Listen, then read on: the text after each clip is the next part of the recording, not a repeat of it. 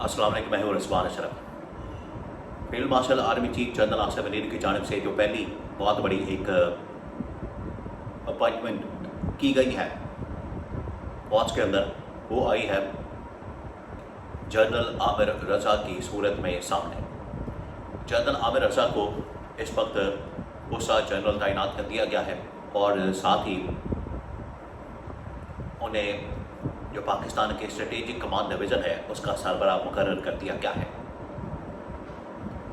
अब इनका थोड़ा सा बैकग्राउंड मैं आपके साथ शेयर करता हूँ कि कहाँ कहाँ इन्होंने सर्व किया, किस किस पोजीशन के ऊपर रहे, और सबसे बड़ी जो उनकी पोस्टिंग हुई 9 मई के ठीक 2 दिन बाद उनकी पोस्टिंग होती है लाहौर के अंदर बतौर कोर कमांडर। उसकी भी कहानी वो आपके साथ में शेयर करता हूँ। इसके अलावा कितने जर्नल इस वक्त सुपरसीड हो चुके हैं और मज़ीद कौन से फिर नए जर्नल सामने आ सकते हैं, इसके बारे में बहुत अहम तरीन मालूमात मेरे पास मौजूद है, वो आपके साथ में शेयर करता हूँ। बड़ी एक्सक्लूसिव किस्म की मालूमात है, बहुत अहम तरीन मालूमात है, जिससे आपको आइडिया हो सके कि इस वक्त इस्टेब्लिशमेंट की सोच क्या है, इस्टेब्लिशमेंट की अप्रोच क्या है। देखिए, जो पाकिस्तान के इस वक्त हालात बन चुके हैं, जो पाकिस्तान की सूरत हाल बन चुकी है, जिसमें इंटरनल और एक्सटर्नल पाकिस्तान को इस वक्त बहुत बड़े चैलेंजेस का सामना है, उसमें सबसे बड़ा जो चैलेंज है पाकिस्तान के लिए इंटरनली अगर बात की जाए तो उसमें पाकिस्तान के लिए सबसे बड़ा चैलेंज इकोनॉमिक चैलेंज है। और इसको हल करने के लिए, इसको सॉर्ट आउट करने के लिए इस्टेब्लिशमेंट ही आखिरकार कोशिश कर रही है। पाकिस्तान के अंदर भी, पाकिस्तान के बाहर भी फाइनेंशियल मामला को देख रही, फाइनेंशियल मामला मैनेज किए जा रहे हैं कि किसी तरह से इसका हल निकाला जाए। और अगर डिप्लोमेटिक लेवल के ऊपर बात की जाए, वो चाहे सऊदी अरब के साथ मामला हो, अमेरिका के साथ और बड़ी बड़ी आलमी ताकतों के साथ, तो इस्टेब्लिशमेंट ही वो तमाम के तमाम मामला को देख रही है और उसमें डायरेक्ट मोहसिन नकवी जाके बात करते हैं, मुलाकात करते हैं और इंटरेक्शन करते हैं। तो ये जो गवर्नमेंट साइड है, ये जो पूरी एक हुकूमती मशीनरी यहाँ पर इस्टेब्लिश की गई है, हुकूमती मशीनरी जो अपडेट हो रही है, ये किसी ना काम की रह गई, कोई काम नहीं इनके पल्ले। ये सिर्फ यहाँ पर बैठ के अल्ले तल्ले करना, अपनी लूट मार करना, NRO करना, डीले करना, ये सिर्फ यहाँ तक महदूद है। तो इस वजह से जो इस्टेब्लिशमेंट का किरदार है बहुत ज़्यादा बढ़ जाता है। अब इस्टेब्लिशमेंट के अंदर एक बहुत बड़ी अपॉइंटमेंट हुई बड़े अरसे बाद, ड्यू भी थी, और 1-2 और अपॉइंटमेंट्स फिर इसके अलावा अगले 1-2 महीनों के अंदर मज़ीद 1-2 डेवलपमेंट्स होंगी और बड़ी बड़ी अपॉइंटमेंट्स होंगी। उसकी वजह से एक पूरा जो आपको सोच और अप्रोच के अंदर फ़र्क है वो नज़र आएगा इस्टेब्लिशमेंट की। ये पहली जो अपॉइंटमेंट हुई है, ये हुई है जनरल सैयद आमिर रज़ा की। 3 star general CGS chief of general staff के तौर पर काम कर रहे थे GHQ के अंदर। वहाँ से इन्हें प्रमोट करके 4 स्टार जनरल और स्ट्रेटेजिक कमांड डिवीज़न का सरबराह मुकर्रर कर दिया गया है।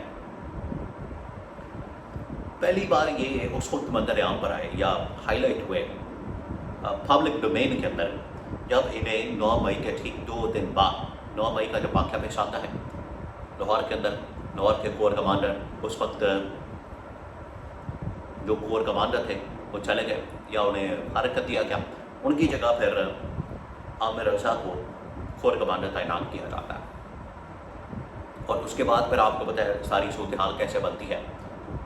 मोहसिन नकवी और वज़ीर आला पंजाब के साथ इंटरिम जो उस वक्त चीफ मिनिस्टर होते हैं, और फिर उसके बाद आमिर रज़ा, इनकी टीम काम करती है। फिर उसके बाद ये CGS लगा दिए जाते हैं।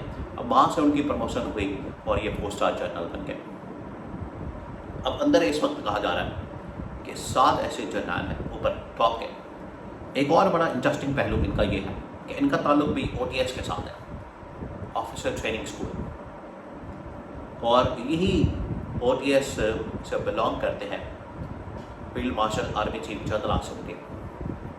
तो ये सेम स्कूल से आए हैं और ये 1990 के अंदर बंद कर दिया गया था। तो ये उस वक्त के तकरीबन लास्ट बैच इस वक्त चल रहा है। उसके बाद जाहिर बात है PMA का सिस्टम स्टार्ट हो गया और ये अब PMA का سسٹم اس وقت چل رہا ہے اور وہاں سے سارے لوگ سامنے آ رہے ہیں.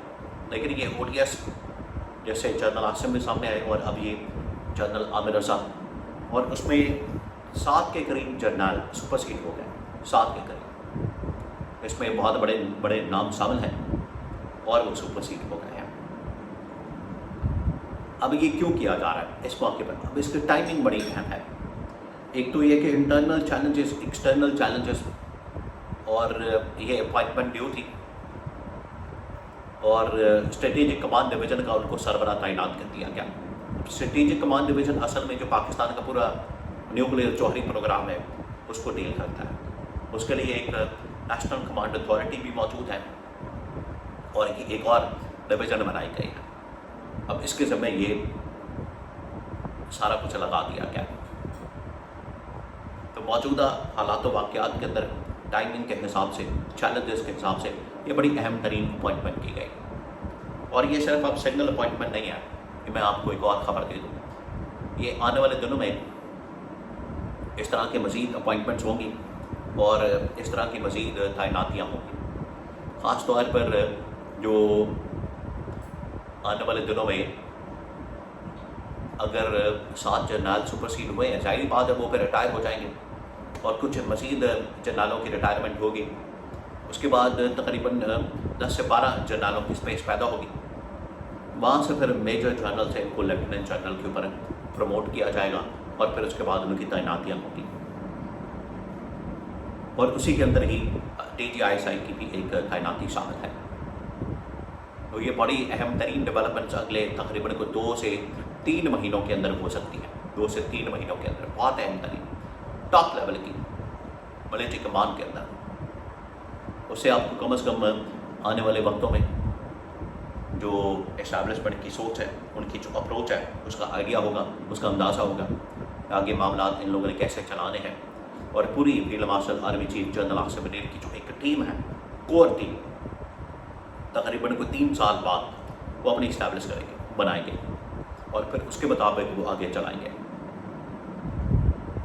ان کے لیے پھر آسان ہو جائے گا معاملات کو اپنے طریقے سے چلانا، کیونکہ نون لیگ اور پیپلز پارٹی کے پلے تو کچھ نہیں سوائے الزامات دھاندلی کرنے کے، الزامات لگانے کے اور ایک دوسرے کے اوپر برسنے کے اور لوٹ مار کرنے کے. اس کے علاوہ تو ان کے پاس اور کوئی کام نہیں.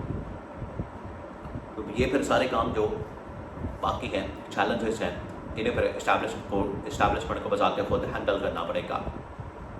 تو یہ اب صورتحال سامنے آئی ہے، یہ اب معاملہ سامنے آیا ہے اور آنے والے دنوں میں اگلے 1، 2 سے 3 مہینوں میں مزید اپوائنٹمنٹ سے جو مائنڈ سیٹ ہے اسٹیبلشمنٹ کا بالکل کلیئر ہوگا.